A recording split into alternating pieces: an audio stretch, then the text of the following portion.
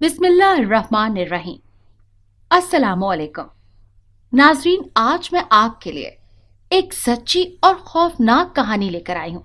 लेकिन इससे पहले कि मैं कहानी शुरू करूँ, जो लोग हमारे चैनल पर नए हैं उनसे गुजारिश है कि वो हमारे चैनल कहानी महल को सब्सक्राइब कर लें, ताकि आपको हमारी इस तरह की दिलचस्प कहानियां बर वक्त मिलती रहें। हमारा घर गांव से थोड़ा हट कर था।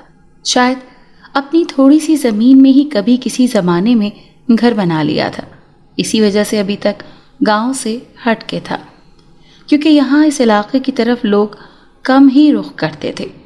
बकौल उनके इस सारे इलाके में आसेब है, और आसेब भी ऐसा जो किसी को एक दफ़ा चिमट जाए फिर उसकी जान कभी नहीं छोड़ता। मैंने जब होश संभाला तो अपने ही घर के माहौल को खुद पर बहुत ज़्यादा तंग महसूस किया था। वजह वही अजली कि बेटे के अरमान में बेटियां पैदा करते ही जाना, और फिर किसी ऐसी बेटी की आमद हो जाना कि जिसकी पैदाइश से पहले उसे उम्मीद पे जीना कि अब की दफ़ा तो बेटा ही होना है।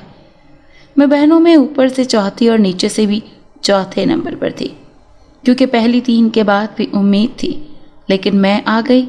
फिर मेरे बाद भी उम्मीद काफ़ी, लेकिन मेरी नहुसत की वजह से मज़ीद तीन आ गईं। सातवीं बेटी के पैदा होते ही अब्बा मियाँ सदमे से दो चार हुए और दिल का दौरा पड़ने से इस दार फ़ानी से कूच कर गए। अम्मा बेचारी अकेली सात बेटियों को संभालते हुए हलकान होती रहती थी। पूरा दिन सिलाई कढ़ाई करती, फिर भी इस पेट के दोज़ख को भरना कौन सा आसान काम था। जिस जगह पर हमने अपना घर बनाया हुआ था, बहुत पहले कहते थे कि इस जगह पर कुआं था, और कुएं में बहुत ही जवान और हसीन लड़की ने छलांग लगाकर मौत को गले लगा लिया था। अब इस वक्त से लेकर अब तक यही सुनने में आता है कि इस कुएं में से अक्सर चांद की आखिरी तारीखों में उस जवान लड़की की चीखों की आवाज़ें सुनाई देती हैं, क्योंकि उसने अपने घर वालों से तंग आकर खुदकुशी की थी। मेरी बड़ी बहनें इस बात पर एतबार करती थीं, लेकिन मेरा दिल इस बात को मानने को तैयार ही नहीं था कि कभी ऐसा भी हो सकता है क्या। खैर, मेरे दादा ने अपनी ही ज़मीन पर उस 5 मरले के घर की बुनियाद रखी। सब ने इन्हें मना किया कि यहाँ पे घर मत बनाओ, लेकिन उन्होंने किसी की भी ना सुनी।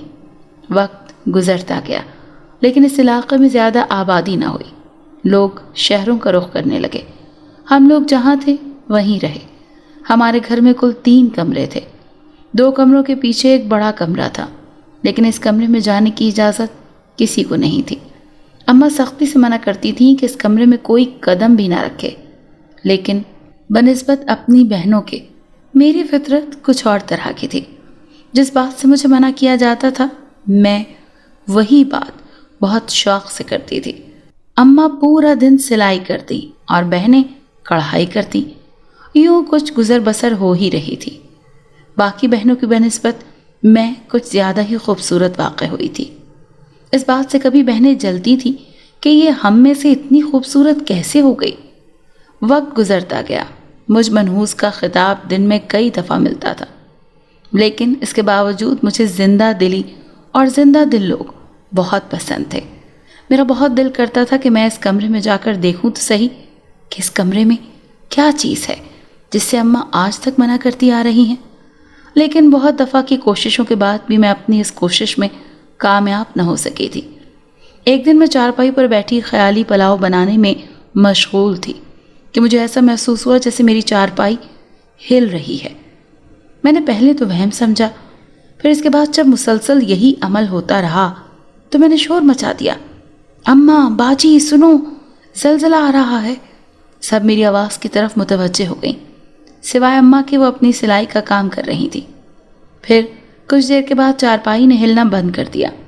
मैंने भी इसे अपना वहम समझा और दोबारा से ख्वाब नगर में चली गई। अम्मा शाम को छत पर जाने से हमेशा रोकती थी, लेकिन मेरी तो आदत थी कि शाम को छत पर लाजमी जाना होता था, ताकि कुछ देर को ही सही घर की तंग तारीख ज़िंदगी से ख़ुद को बचा सकूं। और मैं वाकई कुछ देर के लिए ही सही खुद को बहुत पुरसुकून महसूस करती थी। अम्मा बड़ी 2 बहनों के लिए रिश्ता तलाश कर रही थी, लेकिन हर कोई शक्ल सूरत के अलावा बहुत सारी दौलत और जहेज का भी ख्वाह होता था। इसीलिए हर तरफ से मायूसी ही होती थी।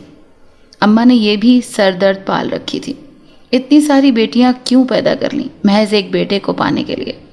जिस जगह पर हमारा घर था इसके बिल्कुल पिछली तरफ एक कब्रिस्तान भी था, और वो कब्रिस्तान ईसाइयों का था, जहाँ पर एक कब्र ऐसी लड़की की भी थी जिस पे कोई जिन जात आशिक हो गया था। वो उसे अपने साथ भी लेकर गया था। बिलाखिर उस लड़की की मौत वाक़ई हो गई और उसको फिर उसी कब्रिस्तान में दफना दिया गया। लेकिन अभी भी उसकी चीखें और सिसकियों की आवाज़ें पूरे गांव में सुनी जाती थी। इस कदर आसेब वाले गांव में रहते हुए भी मैं इन तमाम चीज़ों के देखने से महरूम थी। मेरे घर से ही कुछ फासले पर मेरी सहेली का घर था। वो मेरी बचपन की सहेली थी। हमारे शौक़ भी एक जैसे ही थे। जब से उसने अपने बुज़ुर्गों और ख़ास तौर पर गांव की औरतों से ऐसे किस्से सुने थे, वो भी यही चाहती थी कि बस एक दफ़ा इन आसेबी मखलूक को अपनी आंखों से देख ले। वक्त गुजरता गया। इसके साथ ही साथ मेरी बड़ी बहनें बूढ़ी होती गईं, लेकिन ना तो हमारे पास लाखों रुपए आए और ना ही अपने घर की हम लोग हुई। वक्त गुजरने के साथ साथ कुदरत मुझ पर बहुत मेहरबान थे। मैं हुस्न खूबसूरती का एक मुँह बोलता सबूत थी, जो देखता देखता ही रह जाता। ख़ानदान और गांव के बहुत सारे लोग मुझसे निकाह के ख्वाह थे, लेकिन मेरी पसंद कोई आम सी नहीं थी जो ऐਵੇਂ किसी के साथ निकाह करके बैठ जाती। मैं फ़िलहाल अपने हाल में ही बहुत खुश थी। एक दिन हमारे गांव के दायरे में एक मौलाना साहब ने क़याम किया और गांव के नंबरदार से बहुत अलग सलग बना ली, और फिर इसके लिए बहुत ज़्यादा इबादतें भी करता था। नंबरदार ने खुश होकर उसे गांव में रहने की इजाज़त दे दी। गांव की औरतें उसके पास एक एक करके जाने लगीं। लोग कहते थे कि उसके हाथ में बहुत ज़्यादा शिफा है, उसकी दुआएं कबूल होती हैं। पहले एक औरत उसके पास गई, फिर उसने दूसरी औरतों को भी ये राह दिखा दी कि वो भी इस पीर के पास जाया करें। एक दिन गांव की एक औरत, जिसे सब हमीदा हमीदा बोलते थे, वो अम्मा के पास पहले भी बहुत ज़्यादा आती थी। वो अम्मा के पास आई और कहने लगी कि तुम्हारे घर के हालात जो इतने मुश्किल हैं, तो क्यों ना तुम भी तारे वाले बाबे के पास जाओ। पहले तो अम्मा टाल मटोल करती रही, लेकिन जब खाला हमीदा ने बहुत इसरार किया तो अम्मा साथ चलने को तैयार हो गई। अम्मा जब वहाँ से वापस आई तो बहुत ज़्यादा खुश थी कि अब हमारे दिन भी फिर जाएंगे। बाबा जी ने कहा है कि आप लोगों के घर में बहुत ख़तरनाक आसेब है, वो हर काम में रुकावट डाल देता है। जब तक उसको ना भगाया गया कोई भी काम दुरुस्त नहीं होगा। साथ ही उस बाबे ने कहा कि वो हमारे घर आके उस आसेब को भगाना चाहते हैं, ताकि उनके इस पक्के अमल से वो यहाँ से कहीं दूर जा बसे और दोबारा आप लोगों को तंग ना करे। जिस दिन उस बाबे ने आना था, अम्मा ने पूरे घर के नए सिरे से सफाई करवाई, चादरें बदली। कुछ करमू चाचा दुकानदार से उधार मांगकर गोश्त बनाया कि पीर साहब ने आना है। वो जुमेरात का दिन था जब पीर साहब हमारे गरीब खाने पर तशरीफ़ लाए। अम्मा ने उनकी बहुत ज़्यादा आव भगत की और साथ में अपने तमाम मसाइल बताए।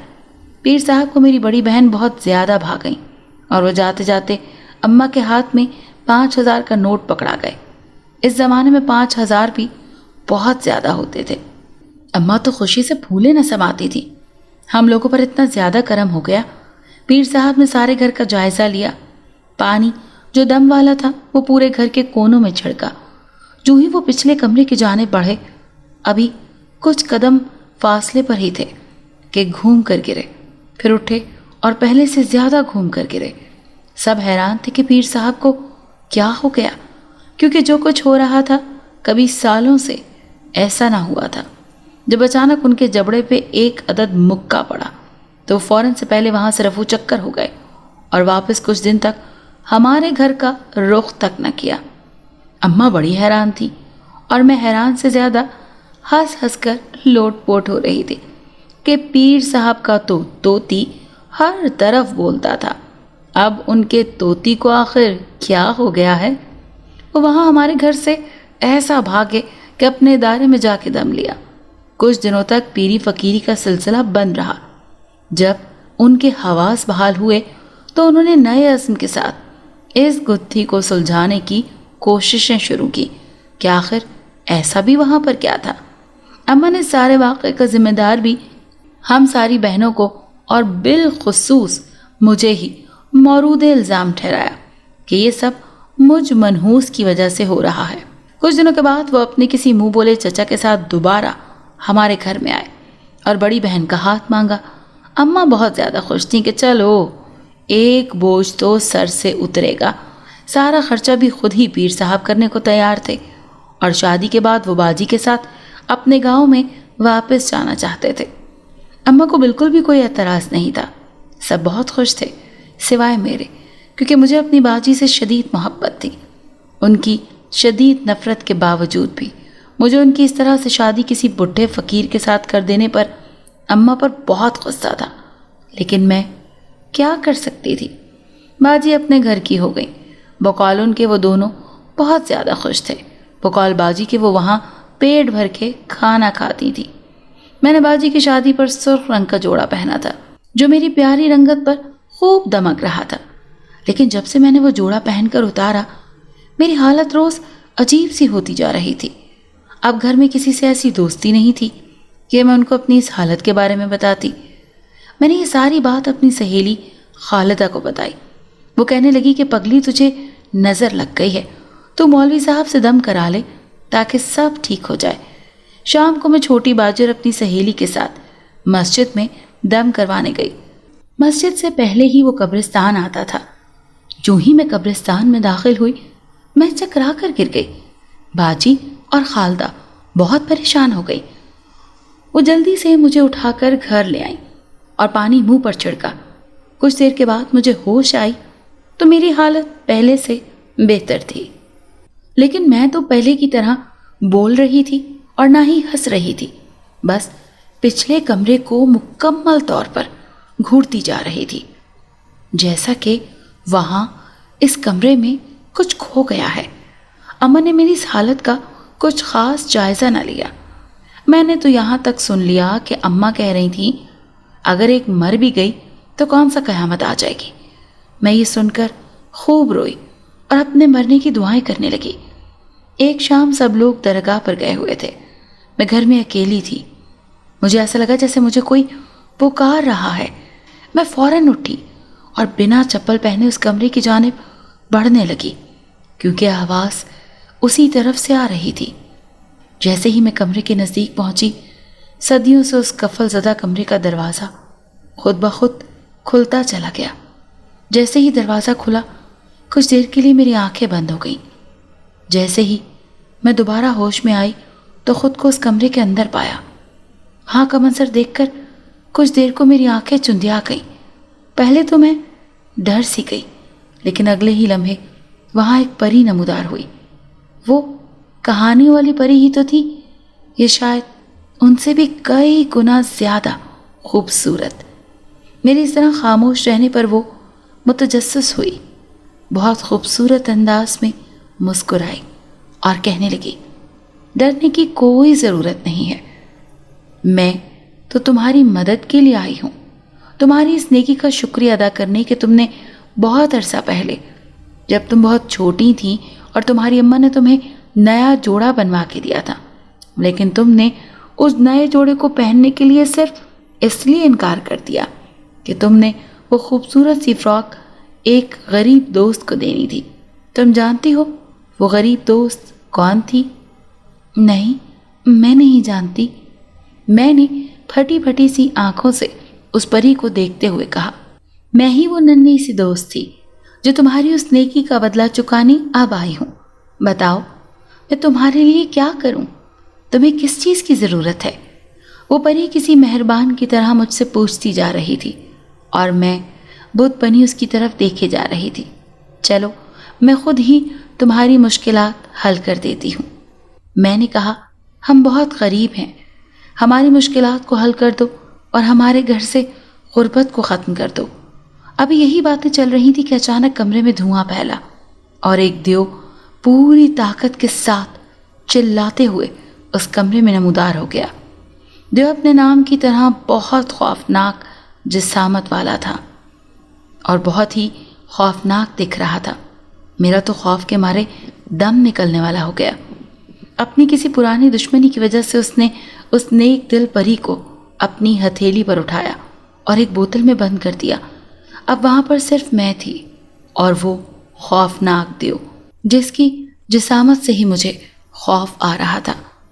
اس نے آؤ دیکھا نہ تاؤ، کہنے لگا مجھے تم سے شادی کرنی ہے، بہت عرصے سے میں تمہاری تلاش میں تھا، تمہیں بہت شوق تھا نا بند سنور کر گھر سے باہر نکلنے کا، اور خاص طور پر شام کے وقت چھت پر جانے کا، اب دیکھنا میں تمہارا کیا حشر کرتا ہوں۔ میں نے یہ سب سننے کے بعد چیخوں کی بھرپور کوشش کی، آواز حلق میں کہیں پھنس گئی۔ کافی دیر کے بعد جب اماں کو میری تھوڑی سی کمی محسوس ہوئی تو انہوں نے پوچھا کہ ناہید کہاں ہے؟ سب نے لا علمی کا مظاہرہ کیا۔ اماں کو شک گزرا کہ کہیں میں پھر سے چھت پر تو نہیں گئی۔ اماں خود 8 کے بجے چھت پر آئیں اور ان کی توقع کے عین مطابق میں چھت پر ہی تھی۔ اس کمرے سے چھت تک میں اس دیو کی مہربانی سے آ گئی تھی۔ اماں نے شاید زندگی میں پہلی دفعہ میرا نام پیار سے لیا اور نرمی سے بات کی کہ میں یہاں اس وقت کیا کر رہی ہوں۔ میں اماں کی نرمی پر بہت حیران ہوئی، لیکن پھر یہی سوچ کر کہ یہ سب اس پری کی وجہ سے ہو رہا ہے میں خاموش ہو گئی۔ لیکن جیسے ہی دیو کا خیال آیا میں بہت پریشان بھی ہوئی۔ اماں مجھے اپنے ساتھ نیچے لے گئی اور کہا کہ تو میری بہت لاڈلی ہے، نصیبوں والی بیٹی ہے، تو ہی تو میرا سہارا ہے۔ میری سمجھ میں کچھ نہیں آ رہا تھا کہ اماں کو اچانک کیا ہو گیا، اتنی مہربان ہو رہی ہیں۔ اگلے 3 دن لگا کے اماں نے میرے لیے نئے نئے خوبصورت ڈیزائنوں والے کپڑے سلائی کیے، اور جیسے ہی رات کے 10:05 ہوئے سب گھر والوں کے سونے کے بعد مجھے نیا جوڑا پہناتی اور کہتی آج رات تم نے اس کمرے میں سونا ہے۔ میں بہت حیران ہوتی، ایسا بھی کیا ہو گیا، میں وہاں کیوں سوں؟ لیکن اماں کے سامنے میری ایک نہ چلی اور میں اس کمرے میں چلی گئی۔ جاتے ہی اماں نے باہر سے دروازہ بند کر دیا۔ میں پوری رات اس کمرے میں رہی، کچھ خاص واقع نہ ہوا۔ جیسے ہی صبح اماں نے مجھے اس کمرے سے باہر نکالا، مجھے تیز بخار نے جکڑ لیا، لیکن اماں ایک ہی رات میں بے حد خوش ہو گئی تھی، جیسے کہ انہیں کوئی قارون کا خزانہ مل گیا ہو۔ مجھے تیز بخار چڑھتا تھا، حالت بھی عجیب و غریب ہو جاتی، لیکن جیسے ہی رات ہونے لگتی اماں مجھے نیا جوڑا پہنا دیتی، جس کو پہن کر اماں مجھے اسی آسیب زدہ کمرے میں چھوڑ آتی۔ میں رات بھر وہیں رہتی اور وہاں جا کر سو جاتی۔ مجھے علم نہیں تھا کہ میرے ساتھ کیا ہوتا ہے، میں کہاں ہوتی ہوں۔ رات بھر جیسے ہی سورج طلوع ہوتا میں کمرے سے باہر آ جاتی اور اماں کو پہلے سے کہیں زیادہ خوش و خرم دیکھتی۔ میری سمجھ میں کچھ بھی نہیں آ رہا تھا، لیکن ایک بات تو طے تھی کہ جب سے اماں نے یہ عمل شروع کیا تھا ہمارے گھر کے حالات پہلے سے بہت زیادہ بہتر ہو گئے تھے۔ گھر میں خوشحالی پہلے سے زیادہ آ گئی تھی۔ اماں کو یہ عمل دہراتے ہوئے 1 سال بیت گیا تھا۔ میں پہلے سے کئی گنا زیادہ لاغر ہو چکی تھی۔ سب کہتے تھے کہ کچھ دال میں کالا ہے۔ میری بہنیں یہ حالات دیکھ کر بے حد خوش تھیں۔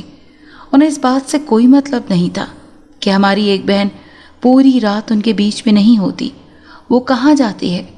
اماں نے یہ بات مشہور کر دی تھی کہ وہ منحوس ہے، اور مجھے درگاہ والے بابا نے یہ بتایا تھا کہ اسے اس کمرے میں بند ہی رکھا جائے، تبھی خوشحالی آ سکتی ہے۔ تو دیکھو بابے کی بات کتنی درست ثابت ہوئی، ابھی اس کو وہاں سے نہیں نکالنا۔ اماں نے گھر کے حالات بہت زیادہ تبدیل کر دیے۔ گھر میں دولت کی ریل پیل ہو چکی تھی، کوئی کمی نہیں تھی۔ اماں نے 1 ہی سال میں گھر کا نقشہ بدل کے رکھ دیا۔ اب تو میری بہنوں کے لیے بہترین رشتے آنے لگے تھے، اور اماں نے 1 سال کے اندر اندر میری 3 مزید بہنوں کی شادیاں کر دیں، انہیں بے تحاشا جہیز دے کر۔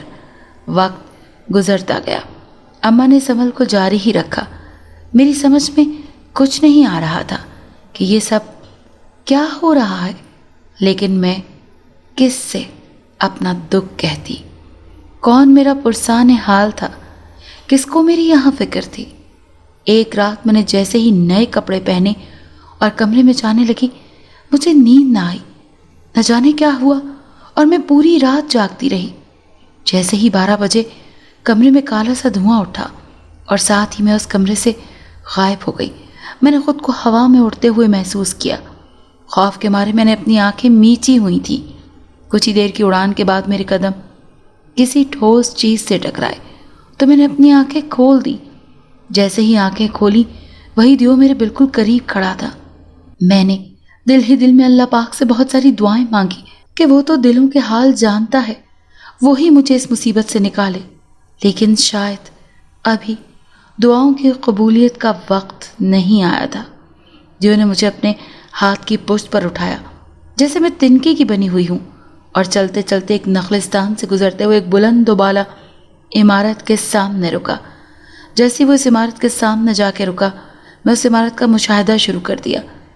वो एक सादा सी इमारत थी, लेकिन निहायत बोसीदा, जिसके चारों तरफ खारदार झाड़ियों ने बाड़ बना रखी थी। लेकिन वहाँ एक चीज़ जिसने मुझे मुतासर किया, वो वहाँ उस इमारत के बिल्कुल सामने बहने वाला एक छोटा सा दरिया था। उसका पानी इस कदर शफाफ था कि उसमें पड़े पत्थर जो कि उसकी तह में पड़े थे, इंसान वो भी गिन सकता था। वहाँ पे कदम रखते ही जो सबसे हैरान कुन बात हुई वो ये थी कि मेरे कदम रखते ही उस दरिया का पानी सुर्ख होना शुरू हो गया, और ना चाहते हुए भी मैं उस दरिया को बगौर देखती रही कि ये क्या माजरा है। मैंने हिम्मत जमा की और दियो से कहा कि मुझसे तुम क्या चाहते हो, मुझे यहाँ क्यों लाए हो? मुझे अपनी अम्मा के पास जाना है। तुम्हारी अम्मा अपनी दुनिया में बहुत खुश है। उसे जो चाहिए था वो उसे मिल चुका है। तुम अब यहीं रहोगी, फिक्र न करो, हम तुम्हें कोई तकलीफ नहीं देंगे। बस ताबेदारी से हमारी सारी बातें मानती रहो। कौन सी बातें मानती रहूं? मैंने हैरान होने से ज़्यादा परेशान होते हुए कहा। तुम्हारी अम्मा के पास ढेरों पैसे आ गए हैं, उसकी ज़िंदगी अब संवर गई है, उसके मसाइल हल हो गए हैं, सिर्फ तुम्हारी वजह से। मेरी वजह से? मैंने परेशान होते हुए कहा। हाँ, तुम्हारी वजह से। अब बस करो, ज़्यादा सवाल जवाब मत करो, मेरा वक्त बहुत कीमती है, तुम्हें अभी यहाँ से मज़ीद आगे भी जाना है। चलो अब तुम मेरे साथ चलो। दियो ने भारी भरकम आवाज़ में पूरे जोश से कहा। मैं सहम कर डर के उसके साथ चल पड़ी, किसी अनहोनी ताकत के ज़ेरे असर, जैसे मेरी अपनी तो कोई मर्जी ही नहीं थी। वैसे ये बात सच है कि मेरी अपनी कोई मर्जी थी ही नहीं। शुरू से लेकर ज़िंदगी के इस दौर तक मैं हमेशा किसी ताकत के ज़ेरे असर रही हूँ, कभी इंसानों और कभी जिन्नात, और अब दियो की।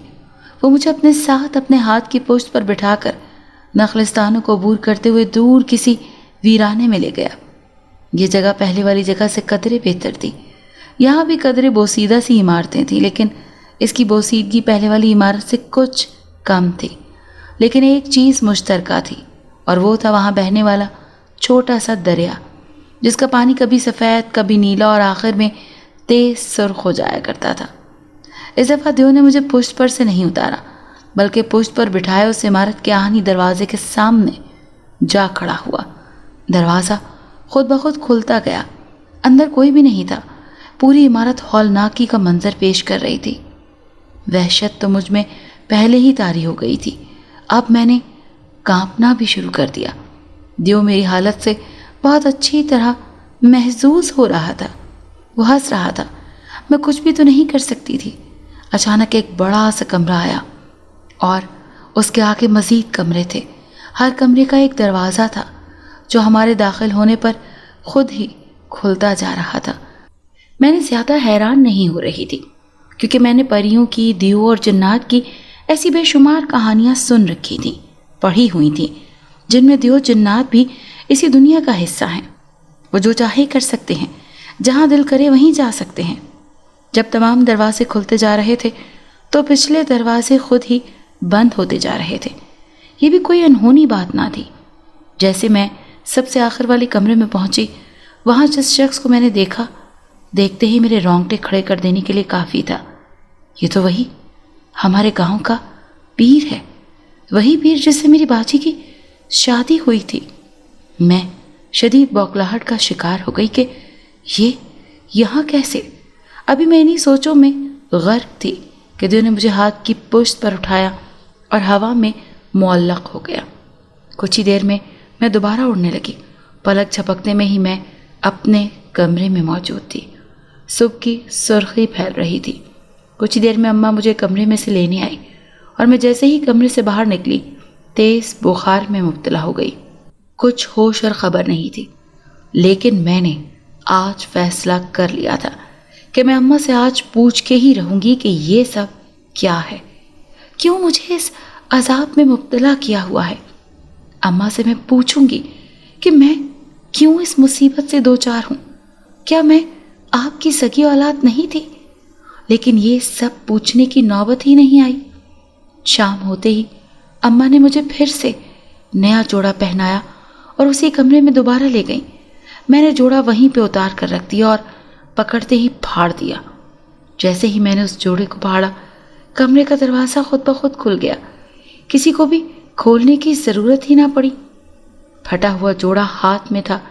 اماں کے چیخنے کی آواز اتنی شدید تھی کہ ساتھ والے کمرے میں باقی بہنیں شور کی آواز سن کر دوڑی آئیں۔ اماں نے اسی وقت ان کو دیکھتے ہی شدید ڈانٹ دیا۔ وہ ساری سہم کے واپس چلی گئیں۔ اماں نے میرے بالوں سے مجھے پکڑا اور مجھے دھکیلتے ہوئے اس کمرے میں واپس چھوڑ آئیں۔ میں روتی رہی، چیختی رہی، فریاد کرتی واپس اسی کال کوٹھڑی میں آ گئی۔ میرا کوئی پرسان حال نہیں تھا۔ میں اور میری اکیلی ذات، یہ معمہ ابھی تک ناقابل حل تھا کہ وہی پیر اس قدر دور ویرانے میں کسی دیو کے زیر اثر وہاں ایک بوسیدہ عمارت میں کیا کر رہا تھا۔ میری بہن جو اس کی بیوی تھی وہ کہاں ہے؟ مجھے سب سے زیادہ فکر اپنی بہن کی تھی۔ میں اماں کو سب کیسے بتاؤں کہ وہاں کیا ہو رہا ہے؟ میں نے ایک فیصلہ کر لیا تھا۔ اس کمرے میں رات بھر گزار کر مجھے انتظار تھا کہ اماں حسب معمول صبح آئیں گی تو میں نہایت محبت سے ان سے کہوں گی کہ وہ باجی کا پتہ کریں کہ وہ کس حال میں ہے۔ لیکن اماں اس صبح معمول کے مطابق نہیں آئیں۔ میں انتظار کرتی رہ گئی۔ وہ نہیں آئی۔ میں بھوکی پیاسی پورا دن وہیں رہی۔ اس کمرے کی حقیقت مجھ پر آشکار نہیں ہو پا رہی تھی کہ یہ کمرہ کس لیے بنایا گیا تھا۔ یہ بھوت، یہ دیو اور یہ سب سے بڑی کہ میری ماں ہی کیوں مجھے تنگ کر رہے ہیں؟ اس سب سوالوں کے جواب میرے پاس نہیں تھے اور نہ ہی مجھے کہیں اور سے ان کے ملنے کے امکانات تھے۔ جیسے ہی شام کی اذانیں ہوئیں، اماں آئیں اور مجھے ایک نیا جوڑا دیا۔ میں نے خاموشی سے وہ جوڑا ہاتھ میں پکڑ لیا، بالکل چپ چاپ کھڑی رہی۔ میں نے ہمت جمع کر کے اماں سے بات کرنے کی کوشش کی۔ اماں، میں نے بات کرنے کی کوشش کی لیکن اماں کسی بات کا جواب دینے کے حق میں ہی نہیں تھی۔ خاموشی سے یہ جوڑا پہن لو اور زیادہ جواب سوال مت کرو۔ اماں، باجی کہاں ہے؟ میں نے ایک سوال کر ہی ڈالا۔ وہ اپنے گھر میں ہے، اب بس کر اور جلدی کر، تو نے شاید ہی مجھے کبھی زندگی میں سکون دیا ہو۔ ہاں، مگر اب اگر تو مجھے کچھ سکون دے ہی رہی ہے تو رہنے دینا۔ میں نے سوچا کہ کاش وہ ننھی پری ہی کبھی آزاد ہو جائے، میں اسے اپنے سوالات کے جوابات لے سکوں۔ جیسے ہی میں نے جوڑا پہنا، میں نیند کی وادی میں چلی گئی۔ اس کے بعد کچھ علم نہیں کہ کیا ہوا۔ صبح ہوتے ہی میں پھر سے تیز بخار میں مبتلا ہو گئی۔ یہ سلسلہ اب طویل ہوتا جا رہا تھا اور میں اس سے تنگ آ چکی تھی، لیکن انتہائی مجبور تھی۔ کیا کرتی؟ ایک دن ایسا ہوا کہ میں تیز بخار میں تھی کہ ساتھ والی خالہ آئیں اور کہنے لگی، میں نے سنا ہے ناہید کا بخار ہی نہیں اتر رہا، کیوں نہ اسے ساتھ والے گاؤں میں جو اتنے سیانے حکیم صاحب ہیں ان کو دکھا لاتے ہیں۔ اماں یہ سن کر طیش میں آ گئی، لیکن خود کے غصے پر قابو پاتے ہوئے اماں نے پہلے تو خالہ کو شربت پلایا، پھر کہنے لگی، ارے دوائی کھلا تو رہی ہوں، اب موسمی بخار ہے، آہستہ آہستہ ہی اترے گا نا۔ خالہ میری حالت دیکھ کر دنگ رہ گئی کہ اس قدر کمزور ہو گئی ہوں میں۔ اماں کہنے لگی، آج کل کی لڑکیاں کھاتی پیتی بھی تو کچھ نہیں نا، پھر کمزوری تو ہوگی۔ ویسے ایک بات ہے، تم لوگوں کے تو دن ہی پھر گئے، ایسا بھی کیا خزانہ ہاتھ لگ گیا؟ خالہ نہ ہی رہ سکی اور پوچھ کے ہی دم لیا، میرا دل کیا کہ انہیں سب کچھ صاف صاف بتا دوں۔ کچھ بتانے کے لیے ابھی لب کھولے ہی تھے کہ اماں کی گھورتی نگاہوں نے وہیں پر روک دیا۔ میری التجائیں، میری صدائیں سب بیکار گئیں اور اماں بنا کسی جھنجھلاہٹ کے خالہ سے گپ شپ کرتی رہیں۔ وہ کچھ ہی دیر بیٹھیں اور اٹھ کر چلی گئیں۔ اماں نے ان کے جانے کے بعد پھر سے مجھے بتا دیا کہ جیسا چل رہا ہے اسے چلنے دے، اگر تو نے کوئی بھی چالاکی دکھانے کی کوشش کی تو اپنے ہاتھوں سے تیرا گلا دبا دوں گی۔ ویسے تو کچھ عرصے بعد بالکل ہی بیکار ہو جائے گی، پھر مجھے تیری کوئی ضرورت نہیں رہے گی۔ اتنے میں میری ساری بہنیں اپنے گھروں کی ہو چکی تھیں۔ سبھی بہت خوش تھیں کیونکہ سب کو بہترین ساتھی مل گئے تھے۔ جب سب اپنے گھروں کی ہو گئیں تو ایک دن ہمسایوں کی لڑکی ماچس لینے آئی۔ اماں نے اسے پورا ڈبہ ہی پکڑا دیا اور ساتھ میں یہ کہا کہ سارا کہ جاؤ ہمارے گھر میں اور بہت سارے ہیں۔ میں یہ سارا منظر دیکھ رہی تھی اور ساتھ میں ماسی کی باتیں دہرا رہی تھی کہ کہاں ہمارے گھر میں ایک ماچس کی تیلی نہیں ہوتی تھی اور کہاں اب اماں سب کچھ سخاوت کرنے پر تلی ہیں۔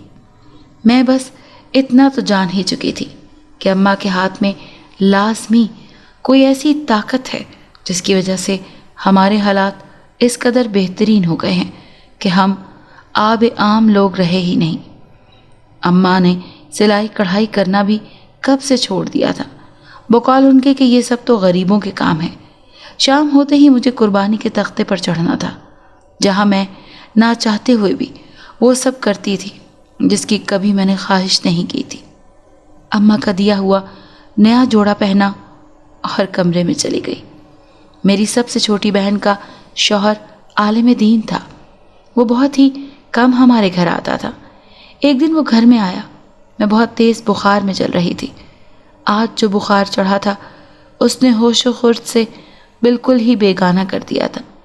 میں چپ چاپ لیٹتی ہوئی جب وہ بھائی فہر آئے، انہوں نے شاید مجھے پہلی دفعہ اتنے غور سے دیکھا تھا۔ کہنے لگے، خالہ ناہید کی یہ حالت کب سے ہے؟ ارے اسے تو ایسے ہی موسمی بخار ہو جایا کرتا ہے، شروع سے ہی ہے، تبھی تو نہ اسکول جا سکی نہ ہی میں نے اس کی شادی کی۔ اماں نے من گھڑت کہانی کو بڑے ہی اچھے انداز میں سنا دیا۔ بھائی چونکہ مذہب کو بہت زیادہ جانتے تھے، کہنے لگے، تو یہ کون سی مشکل بات ہے؟ قرآن مجید میں ہر مسئلے کا حل موجود ہے۔ میں قرآنی آیات سے اس کا علاج کروں گا تو سب کچھ ٹھیک ہو جائے گا۔ جیسے ہی اماں نے یہ بات سنی، اماں چلا کر بولی، ارے بیٹا تم کیوں ان کاموں میں پڑتے ہو؟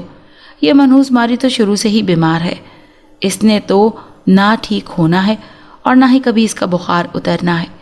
وہ خاموش ہو گئے اور چپ کر کر میرے چہرے کو دیکھنے لگے۔ اپنے گھر جاتے ہی انہوں نے میری بہن سے اس بات کا ذکر کیا تو بہن بھی اماں کی رٹی رٹائی بات بتانے لگی۔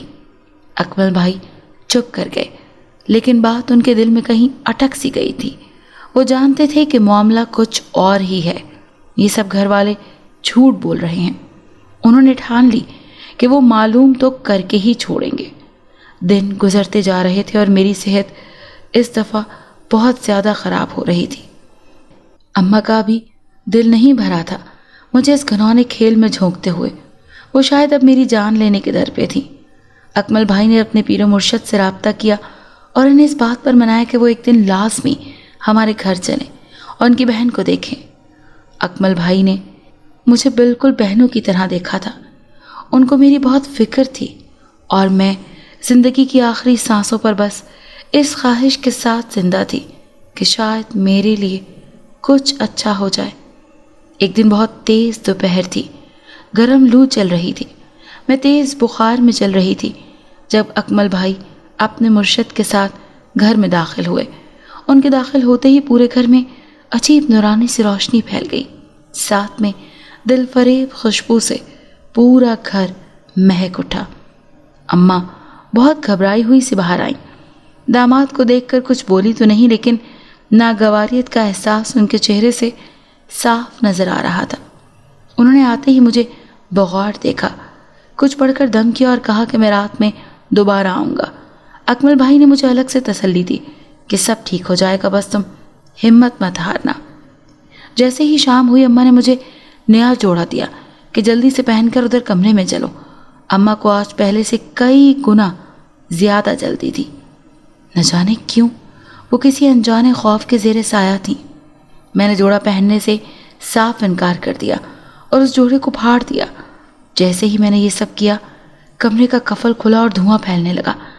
अभी अम्मा मुझे अंदर धकेल ही रही थी कि अकमल भाई और उनके पीरो मुर्शद अंदर आ गए। उन्होंने आते ही तस्बीह पढ़ी और कफल मज़ीद खुल गया। वो दोनों भी उस कमरे में दाखिल हो गए। अंदर का मंजर, जो शायद मेरी नज़रों से अब तक ओझल था, उन दोनों को नज़र आ गया। कमरे के कोने में पड़ी बोतल में धुआं उठा और परी बोतल से बाहर निकल आई। आज वो सबके सामने खड़ी थी और शुक्रिया अदा कर रही थी।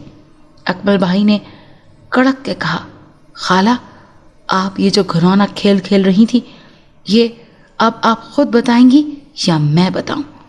अकमल भाई की आंखें शोलाबार हो रही थी। वो किसी भी किस्म के लिहाज को बलाए ताक रखकर आज हर बात वाज़े करके पूछ लेना चाहते थे। अम्मा कुछ भी ना बोली, बस खामोशी से खड़ी रहीं। अकमल भाई ने बताया कि अम्मा काले जादू में बहुत ज़्यादा मुब्तला हो चुकी थी। इस कदर दौलत ने इनकी आंखों पर अपनी पट्टी बांध दी थी कि उन्हें कुछ भी नज़र नहीं आता था। पीर साहब नाहिद पे दम कर कर के फूंक रहे थे। वो अभी भी तेज़ बुखार में थी, कुछ भी बोल नहीं रही थी। अम्मा का सारा पोल खुलने पर अम्मा खामोशी से खड़ी थी। वो कुछ भी बोलने से पहले एक कोशिश और करना चाहती थी कि किसी तरह उनका ये पोल ना ही खुले। अम्मा कहने लगी, ये उन दिनों की बात है जब मेरी नई नई शादी हुई थी। मैं ब्याह कर इस घर में आई थी। सास और नंदू का राज इस कदर ज़्यादा था कि मुझे रोटी का नवाला भी नहीं मिलता था। नहायत गुर्बत के दिन देखे, फिर ऊपर तले 7 बेटियों की पैदाइश ने मुझे वक्त से पहले ही बहुत बूढ़ा कर दिया था। फिर नाहिद के बाप को काम करने की बिल्कुल भी आदत नहीं थी। पूरा दिन जुआ खेलने में गुजार देता था और हमेशा हार जाया करता था। लाख दफ़ा समझाने पर भी उसे कतई तौर पर असर नहीं होता था। वक्त का काम है गुजरना और वो गुजर ही जाता है, फिर चाहे रोते हुए या हंसते हुए। एक दिन वो शदीद नशे की हालत में था। घर आया, कुछ देर बैठा, मुझे खूब मारा पीटा और बाहर निकल गया। पूरी रात वो घर ना आया। सुबह उसकी लाश ही घर आई। रो धोकर सब्र कर लिया, लेकिन इन 7 औलादों को, वो भी बेटियों को पालना पोसना जान जोखम का काम था, जो कि मुझ अकेली के लिए बहुत ही ज़्यादा मुश्किल था।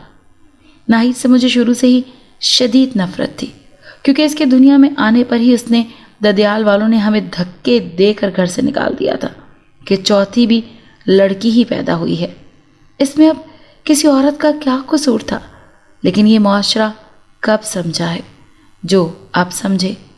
शौहर की वफ़ात, घर से बेदखली और इतनी ज़्यादा औलाद के साथ मैं जहाँ जाती, आखिर तुम्हारे दादा को हम पर तरस आ गया और उन्होंने हमें ये छोटा सा घर बना दिया।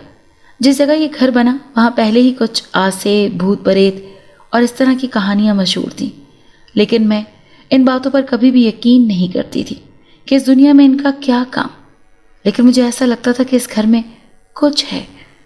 अभी जब हमें कुछ अरसा हो गया यहाँ रहते हुए, तो कोई भी ना खुशगवार वाक़या न पेश आया। लेकिन जैसे ही सारी लड़कियाँ जवान हुईं, इन आसेब ने जान खा ली। हर वक्त किसी न किसी शरारत में रहते, नाक में दम कर दिया, लेकिन मैं कुछ भी नहीं कर सकती थी। 7 लड़कियां तकरीबन एकदम ही जवान हो गई थीं। ये जो कमरा है ना, जहाँ पर हम सब खड़े हैं, यही उनकी असल हमाजगाह है। यहीं पे असल उनका बसेरा है। एक शाम मैंने इस कमरे की सफाई करने का सोचा। जैसे ही मैं कमरे में दाखिल हुई, बहुत सारे छोटे छोटे भूत प्रेत इस कमरे में दाखिल होना शुरू हो गए। कुछ दीवारों में से आ रहे थे, कुछ फर्श में से निकल रहे थे। अभी जब वो सब बिल्कुल पूरे कमरे में फैल गए तो मेरी जान शिकंजे में आ गई। इनमें से कुछ तो बहुत ही खूंखार थे और कुछ काबिल कबूल सूरत वाले भी थे। वो कुछ तो अटखेलियाँ करते, कुछ मेरी टांगों को लिपट गए और कुछ मुझसे बराह रास्त बात करने लगे। लेकिन मैं तो खौफ में कांप रही थी, एक लफ्ज़ न बोल सकी। मैंने उनसे कहा, वो मुझसे क्या चाहते हैं? कहने लगे, बस इतना कि ये कमरा हमारा ठिकाना है, इसे तुम कभी भी किसी को नहीं दोगी। और हाँ, نہ ہی کسی سے اس کا ذکر کرو گی۔ میں نے ان کی یہ بات مان لی اور ان کو تنگ نہ کرنے کا وعدہ کرتے ہوئے اپنی زندگی میں مگن ہو گئی۔ پھر بڑی کے لیے خلیل کا رشتہ آیا جو کہ اس گاؤں کے پیر بن کے آئے، لیکن حقیقت تو یہی تھی کہ اس کے پاس کالا علم تھا جس کی بنیاد پر وہ بہت کچھ کرنے پر قادر تھا۔ لوگ اس کو بہت زیادہ مانتے تھے۔ ایک روز ساتھ والی نے بتایا کہ وہ پیر بہت پہنچا ہوا ہے، اگر ہم اس مسئلے کا حل بیان کریں تو وہ یقیناً ہماری مدد کرے گا۔ میں اس کے کہنے میں آ کر اس پیر سے ملنے چلی گئی۔ اس نے کہا کہ وہ ہمارے گھر میں آ کر خاص عمل کرے گا جس سے تمام مشکلات دور ہو جائیں گی، لیکن حقیقت تو یہ تھی کہ وہ یہاں اس کمرے کے لیے اور اس میں رہنے والی مخلوق کے لیے آیا تھا۔ جیسے ہی وہ گھر میں داخل ہوا، اپنے علم کے زور پر اس نے سب کچھ پتہ کروا لیا۔ بہانے سے اس نے میری بڑی بیٹی کا ہاتھ مانگ لیا۔ بس مجھے اور کیا چاہیے تھا؟ میں نے جھٹ سے ہاں کر دی، جھٹ پٹ بیاہ بھی کر دیا۔ بس بیاہ کرنے کی دیر تھی کہ اس نے مجھے زدوکوب کیا اور کہا کہ اس کمرے میں اسے بسیرا کرنا ہے ورنہ وہ میری بیٹی کو طلاق دے دے گا۔ بڑی مشکلات سے تو ایک بیٹی کو بیاہا تھا، پھر کیسے اس کو اجاڑ دیتی؟ بس پھر اس کی بات مانی اور گھر میں اس کا داخلہ جاری کر دیا۔ وہ کالے علم کا ماہر تھا۔ اس نے اسی علم کی بنیاد پر اس کمرے میں رہنے والی سب طاقتور دیو کو اپنے قبضے میں کیا۔ پھر اس نے اپنی طاقت بڑھانے کے لیے ایک نہایت حسین و جمیل اور جوان لڑکی کا ساتھ بھی چاہیے تھا جس کو ہر طرح سے استعمال کر سکے۔ اگر ایسا ہی کچھ تھا تو میں نے بھی شرط رکھ دی، جتنا وہ کمائے گا اس میں سے آدھا مجھے بھی دے گا۔ اب خوبصورت تو سب سے زیادہ ناہید ہی تھی، لیکن مجھے اس کی خوبصورتی سے کہیں زیادہ اس بات کا بدلہ لینا تھا جس بات پر اس کی دادی نے ہمیں دھکے دے کر گھر سے نکالا تھا۔ وہ جلن آج تک میرے سینے میں جلتی رہی تھی اور ابھی تک چل رہی ہے۔ میرا داماد جادو کے زور سے ہی بوسیدہ عمارتوں میں جاتا، وہاں وہ کسی کا بھی عکس پیش کر سکتا تھا تاکہ دیکھنے والوں کو یہی لگے کہ وہاں پر سب کچھ اصل میں ہو رہا ہے۔ اسے جب لڑکی کی ضرورت تھی میں نے وہ لڑکی ناہید ہی مناسب خیال کی، کیونکہ اس طرح سے میرا بدلہ بھی اس سے پورا ہو جانا تھا۔